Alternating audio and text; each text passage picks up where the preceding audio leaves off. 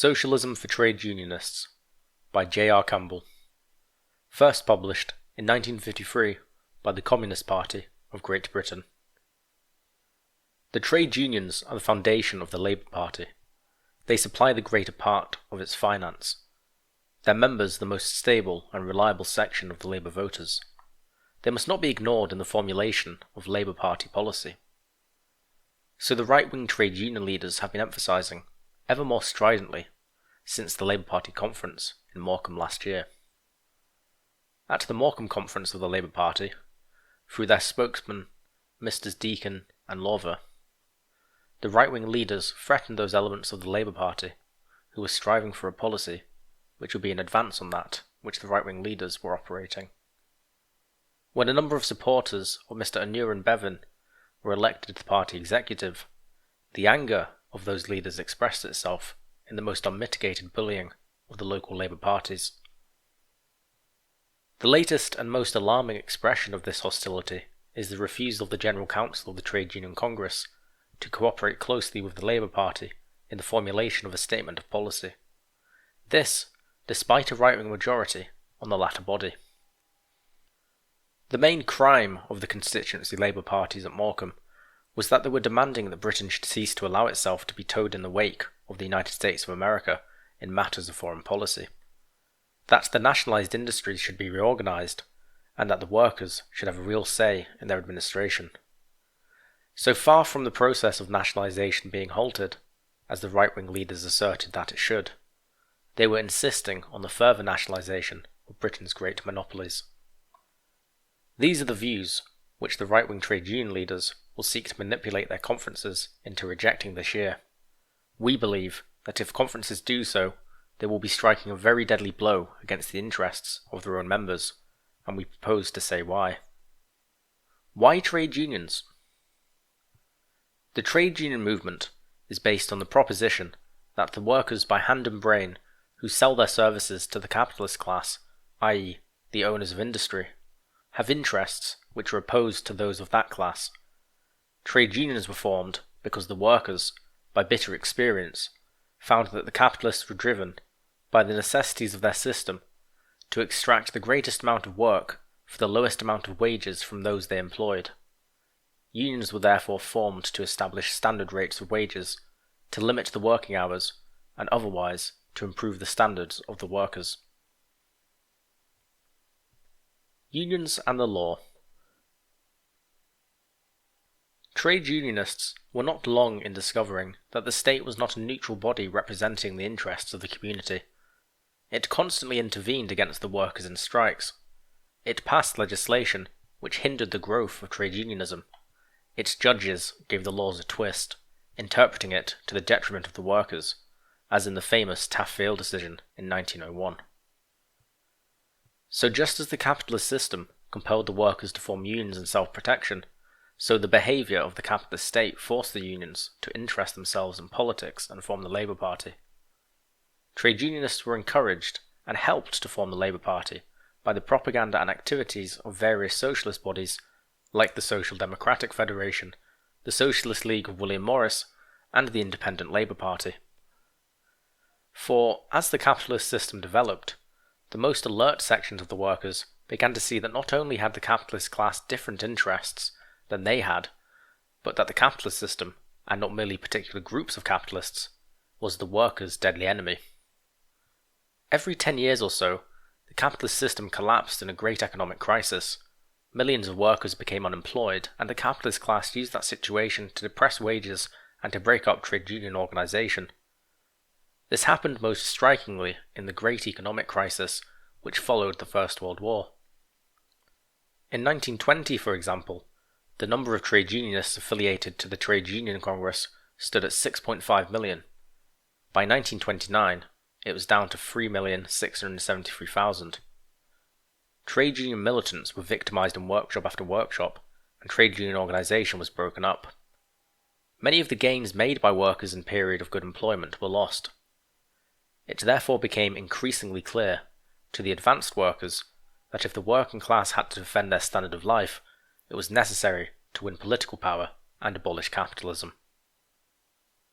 What socialism means. The transformation of capitalism to socialism meant, amongst other things, that political power should pass from the hands of the capitalist class into the hands of the working people. The more far-sighted workers realised that this meant not merely a parliamentary majority, but that all the key positions in the state administration should be in the hands of trusted members of the working people.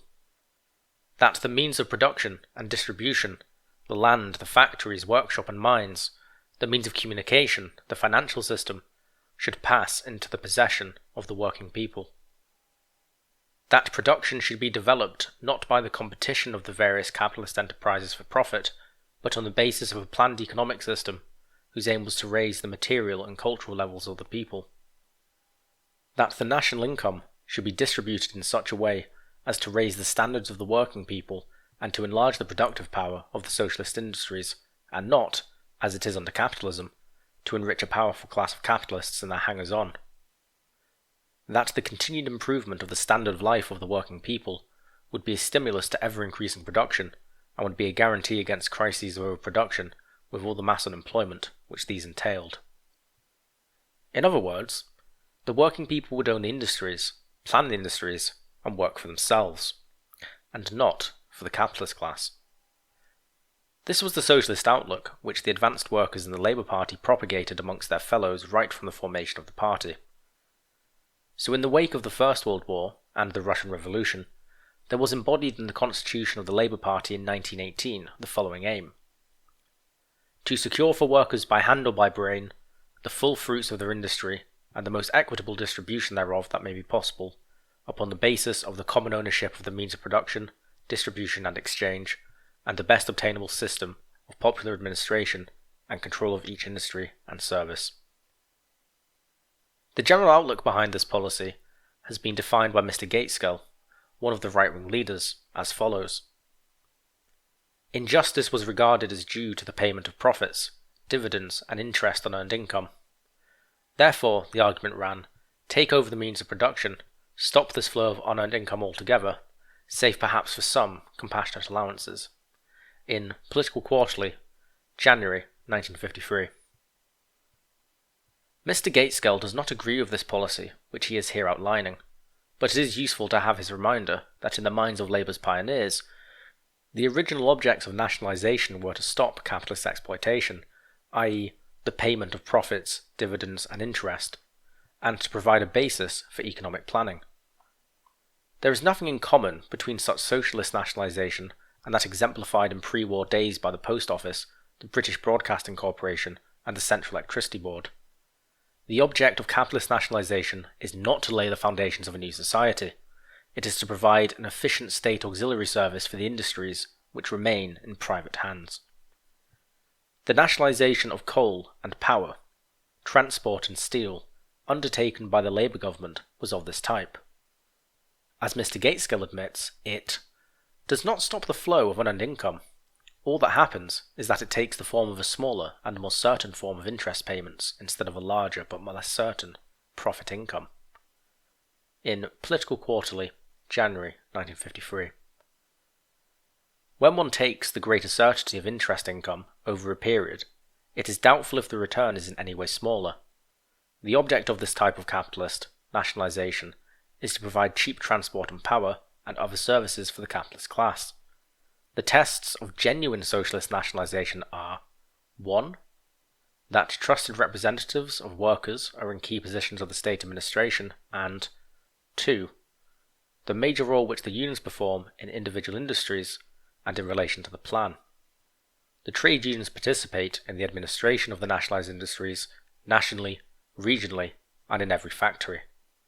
They participate in drawing up the economic plan, which allows for the steadily advancing wages and conditions. It is this concept of genuine nationalisation, based on the conquest of political power by the working class, which should guide trade unionists in all their work. Since the Labour Party constitution was accepted in 1918, a socialist society has come into existence in the Soviet Union. Applying the principles of Marxism and Leninism, the Soviet Union has transformed itself from a country with a backward and in part medieval technique into a great dynamic socialist state based on the most advanced technique. It was no communist, but ex-President Truman who said recently, The United States and the Soviet Union had emerged after the last war as the two strongest powers in the world. From Message on the State of the Union, January 8, 1953. There were not in the Soviet Union before 1923 any substantial iron and steel industry, any automobile or tractor industry, any agricultural machinery industry, any aircraft or chemical industry. Now all these industries exist on a large and growing scale. The industrial output of the Soviet Union has increased 12 times since 1929, while in the same period that of the USA has doubled, that of Britain is 2/3 higher, that of France is 4%, and that of Italy is 1/3 higher. In this period, capitalism has suffered a tremendous unemployed depression and has brought upon the world a vast and destructive war. The majority of right-wing leaders, however, have at best only paid lip service to the socialist aim of the Labour Party. It was never a guide to their daily practice. Nevertheless, it remained the official objective of the party. It is this objective which the rank and file insist should determine the day-to-day actions of the party, and which the right-wing trade union leaders want to reduce to an empty formula, having no influence on policy at all. Capitalism and war. Socialists have always criticised the capitalist system because it gave rise not only to recurring economic crises, but to ever more devastating wars. When the Labour Party was formed in 1900, the Boer War was raging. This war was opposed by the New Labour Party on the ground that it was a war on behalf of the capitalist owners of the gold and diamond mines, who believed their investment would be safer under a British imperialist government than under the government of the Boer republics. This war was followed by the Russo-Japanese War for markets and territory in the Far East, by clashes between Germany and Britain in the Middle East, the Berlin-Baghdad Railway, by conflicts between Germany and France over Morocco, by the struggle between Russia and Austria-Hungary in Central Europe. The naval race between Germany and Britain dominated British foreign policies in the decade before 1914. Out of these clashing capitalist interests came the War of 1914-18. The imperialist character of this war was underlined by the character of the peace settlement. Germany and Turkey were stripped of their colonies, which became mandated territories or spheres of influence of the victorious powers. The Second World War, arising out of the imperialist ambitions of Germany and Japan and Italy likewise, emphasized that wars had their roots in the capitalist system of society. The connection between the economic crises of 1929-39 and the expansionist policy of Nazi Germany was recognized by everyone. Now, the socialist theory that capitalism, especially in its monopoly stage, gives rise to wars, which is based on generations of experience, is being disputed by the right wing of the Labour Party. The greatest of all capitalist nations, the United States of America, is declared by those leaders to be inherently peaceful. If it strives to cut the ties binding capitalist Britain to its colonies and dominions, this is held to be a proof of its desire for peace. If it seeks to rearm the German and Japanese militarists and bring them into its war alliance, it is only showing its peaceful intentions. If it subsidizes General Franco and makes him its ally, it does so only in the interest of democracy. Kit seizes Chinese territory, Formosa, and prepares for an attack on the People's Republic of China. It is merely resisting aggression. If it encircles the Soviet Union and China with atom bomb bases, it is only defending itself. If it compels European countries to adopt arms programs of such a magnitude that they disorganize the economic life of the countries concerned, it is only giving friendly advice. The challenge to socialism. So the right-wing leaders are challenging socialist principles on two main points. They are denying that it is necessary for society to take over all the main industries in order to plan for the welfare of the people. They say that all that is necessary is the existing nationalization plus some state control. And they are denying that monopoly capitalism, imperialism, in its struggle for markets and sources of raw materials, in its struggle to oppress the workers and the colonial peoples in order to obtain maximum profits, is really the cause of war. The right-wing Labour leaders point to the fact that there is at present no general mass unemployment, that a great system of social security has been established, that the school leaving age has been raised, and the hours of labour have been reduced. It is possible, they argue, for further improvements to be made as production increases from year to year. Now, there can be no doubt that the working class have wrung the above-listed reforms from the capitalist class. In the course of the war against fascism, and in the immediate post-war period, the workers were able to force the ruling class to grant concessions. Does this constitute a definite and fundamental social change, built on sound foundations, a social change that is a basis for further advance? The right-wing leaders say that it does. Those who adhere to socialist principles say that it does not. They say that the capitalist system is moving into new crises, and that in those crises, the post-war gains of the working class will be in great danger. Post-war gains in danger. Slowly, but nevertheless surely, the purchasing power of wages has been falling. Since June 1947, male wage rates have risen by 32%. In the same period, the retail price index has risen by 38%, as of December 1952. If the trade unions had not ignored the wage freeze and maintained a powerful pressure for increased wages, the disparity would have been still greater. Still greater is the fall in the purchasing power of social service payments, sickness benefit, unemployment benefit, and industrial injuries benefit. Those payments were first fixed in July 1946 and were increased by 25% by the Chancellor of the Exchequer in 1952. The cost of living in the same period has increased by 43%, so that the very basis of the much-wanted social services is being washed away. State control is not protecting the gains of the workers, even when employment remains good. Up till recently, it was being said that there was no need to take the major industries out of the hands of the capitalist class in order to lay the basis for economic planning for welfare and for full employment. That a Labour government, by establishing control over privately owned industry, could compel that industry to conform to a national plan. For example, Mr. Herbert Morrison at the Morecambe Labour Party conference said, "Whether publicly or privately owned, the management of industry must be made to play the game by the public interest, and so must the workers. All industry must." 1952, Labour Party Conference Report, page 110. Obviously, if managements of privately owned industries can be made by the state controlled to play the game by public interest, the need for abolishing the private ownership of industry is reduced. Now, no one denies that state control, which in practice means control in the interest of the dominant group of the capitalists, can work for a limited period. It is effective enough, in the short run, in preventing some capitalists from doing what they want to do. It can, for example, stop capitalists from building cinemas by refusing them building licenses. State control cannot, however, force capitalists to do what they don't want to do because they see no profit in it.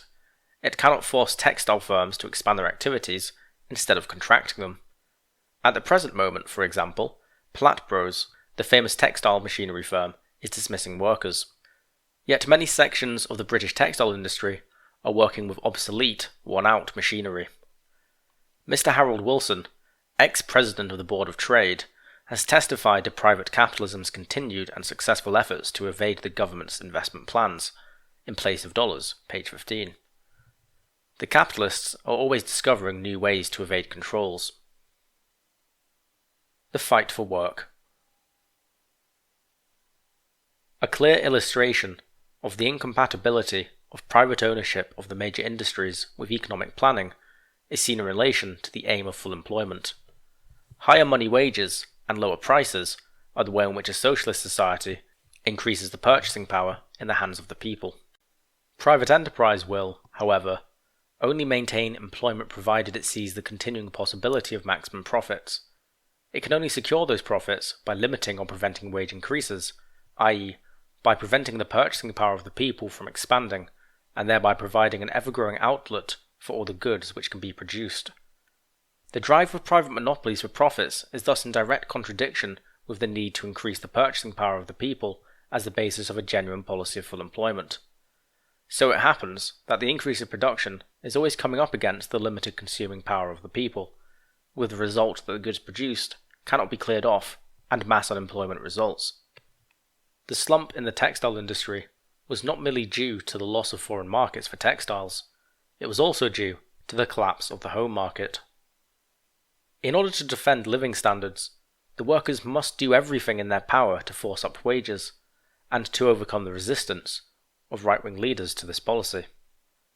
They must compel the capitalist state to engage in all kinds of work schemes, but, in the last analysis, if they want to avoid devastating economic crises, they must take the major industries out of the hands of the capitalists, so that those industries can become the basis of a genuine economic plan, a plan which ensures that consumption, wages and social services keep pace with production, so that there is no crisis of overproduction leading to mass unemployment. The achievements of socialism. In contrast to the growing fears of unemployment, British trade unionists should note the splendid post-war achievements of the socialist system in the Soviet Union. There was no country so heavily devastated in the war. 31,850 factories, mills, and other industrial enterprises, exclusive of small plants, were wrecked. Yet by 1948, the pre-war industrial level was restored as the basis for rapid advance. By 1952, Soviet industry was producing 15 million tons of steel per year, additional to that which it produced in 1940, an addition to Soviet steel production which almost equalled the entire product of the British steel industry in 1951. Coal production in 1952 was 134 million tons additional to that of 1940, an addition which represents 3/5 of the entire annual British coal output. These results have not been obtained by keeping down living standards. The real income of the workers in 1952 was 57% higher than in 1940. Today, the Soviet Union, advancing towards communism, has, amongst other things, set itself the task of doubling real wages and reducing the hours of labour to 6 per day. The shadow of an economic crisis does not darken that land. No better example could be afforded as to the ability of socialism to evoke the constructive enthusiasm of the people to achieve inspiring results. Paving our way. All this fine talk of advancing socialism is all very well, the right-wingers say, and no doubt if Britain were like the Soviet Union, a comparatively self-supporting country, such a program could be carried out. But Britain is heavily dependent on the world market. It is barely able to pay for the food that is needed by its people and for the materials which are required by its industries. Therefore, this balance of payments crisis has first to be solved. All these fine schemes for nationalising Britain's monopolies have very little to contribute to solving this problem. This was the essence of Mr. Herbert Morrison's argument at the Morecambe Conference. Of course, nationalisation by itself, even if it is genuine socialist nationalisation, must be part of a wider policy. Nevertheless, it is an integral part. We must remember that Britain last year spent £350 million on overseas military expenditure arising from the wars in Korea and Malaya, and the garrisoning of the Middle East. That £350 million is paid for by British exports, which are therefore used not merely to provide the means of purchasing foreign food and raw material, but to carry on war. If Britain granted the colonial peoples their independence and ceased to make war on them, it would improve its ability to pay its way. That is why the right-wing defence of imperialism means the betrayal of this country. Further, Britain is allowing its imperial boss, the United States of America, to restrict its right to send certain types of engineering goods to the Soviet Union, China, and Eastern Europe. It is using a large part of its engineering industry to produce arms instead of exports. It is thus diminishing its ability to pay its way in this world. This is the consequence of its participation in imperialist war alliance directed against the socialist Soviet Union. If Britain abandoned this alliance, it would be in a better position to balance its accounts with the outside world. Planned foreign trade. It is not enough to abandon those imperialist policies which are destroying Britain's trade. There must be, in addition, a deliberate planning of foreign trade, which in turn requires the national ownership and the national economic planning of Britain's industries. It is not sufficient to free Britain's engineering industries from the burden of rearmament. It is necessary to gear them to a vast production plan to meet the needs of our actual and potential customers, and also to supply the vast amount of equipment which is necessary for making British industry in general more efficient. It is, for example, essential that British industry should supply the Dominions with equipment which they now obtain from the USA. It is no good imploring Australia, New Zealand, South Africa, India and Pakistan to forego capital goods of American origin if they cannot guarantee British capital goods of the quality and quantity required. If Britain expects the Soviet Union and Poland to deliver supplies of coarse grain, wheat and timber on time, it must in turn ensure that British capital goods are also delivered on time. A great deal of trade must be done by means of long-term contracts between governments. Thus, the engineering industry must be brought under a form of socialist nationalisation and concentrated on the major purposes of re-equipping British industry and making a decisive contribution to the export trade. We also need the nationalisation of shipbuilding and chemicals, the banks and the insurance companies, and the land of the big landowners. Only when such a substantial portion of industry is in the hands of the state can there be an advance to a real planned attack on Britain's major problems. The capitalist government, seeking to drive private industry to export more, does so by tightening credit and restricting purchasing power on the home market. The reduced home market, based on unemployment, will, it is hoped, drive the capitalist in sheer self-preservation to capture a larger share of the foreign markets. Thus, the alternative to planned foreign trade is an export drive founded on the weapon of unemployment in industries catering for domestic demand. This would be a plausible policy if one capitalist country alone were engaged in it. When, however, all capitalist countries simultaneously engage in it, the result is to increase unemployment all around. Unions and Socialism. The right-wing leaders want to use the unions to support them in continuing the present imperialist policy, in refusing to reorganise the nationalised industries, in halting further nationalisation, and in insisting that the state can induce private monopolies to work for the public good. In short, they want the Labour Party to adhere to a position indistinguishable, in practice, from that of the Tory Party. If trade unionists are not prepared to connive at the destruction of their organisations, they have utterly to defeat this policy. This means that every trade union branch has got to be affiliated to the Labour Party and to send delegates who will fight for the adoption of a progressive policy for advance to socialism. It means that this fight must be actively waged in every trade union conference this year. The adoption of a progressive policy is vital to trade union survival. At the same time, the unions must seek to increase their membership, draw more workers into daily participation in their work, and create genuine democracy inside every union. For more than a parliamentary majority is necessary if the capitalist class in the major industries is to be dispossessed. The unions will require to be at their posts, powerful, united, and militant, ready to break the resistance of the capitalist class. Because they are struggling in developing a capitalist environment, the unions are exposed to the infiltration of capitalist ideas, which confuse the membership and weaken their will to unite and fight in their own interests. That is why every trade unionist is interested in the building of a powerful communist party which will expose all capitalist lies and illusions, and which will inspire the whole working class with a militant socialist spirit. Only to the extent that an understanding of the grandeur of socialism grips the masses of the trade unionists can they solve their day-to-day problems and advance to the socialist society in which the free development of each is the condition for the free development of all.